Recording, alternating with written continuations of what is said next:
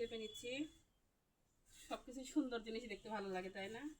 চুলাটাও ঠিক তাই, যে কোনো জিনিসই যত্ন করে রাখলে সেই জিনিসগুলো ভালো থাকে।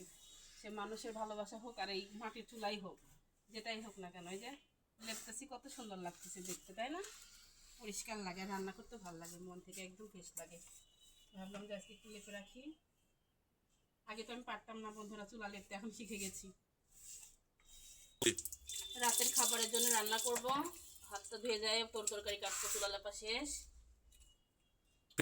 চুলা লেপে আসলাম, রান্না করতে যাবো না, গোসল করে নামাজ পড়ে।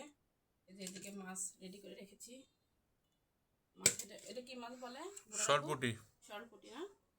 আর এই যে মটরশুঁটি দিয়ে টমেটো দিয়ে পেঁয়াজ দিয়ে, দু পেঁয়াজে হালকা হালকা ঝোল করবো। দু পেঁয়াজি হয় ভালো, এই রোদের মানে মধ্যে দু পেঁয়াজও করবো না, একটু হালকা পাতলা ঝোল পাতলা ঝোল ঝোল করবো, ঝোল, হালকা হ্যাঁ। দু পেঁয়াজই গাঢ় হয়ে যায়। টমেটো দিয়ে ভালো লাগবে। হ্যাঁ, এই হলো রাত্রে খাবার আমাদের, মানে এই রাত্রে আর শেষ রাত্রে, দুই কারণ রাত্রে। তরকারি ফুরায় না ভোটাতে, ভাবছি না না একটা না, করে তরকারি করবো, শেষ করতে পারি না, নষ্ট হচ্ছে খালি। হ্যাঁ হ্যাঁ হ্যাঁ, খাবার নষ্ট হচ্ছে, খাবার নষ্ট করা ঠিক খাবার না। নষ্ট করা ঠিক না।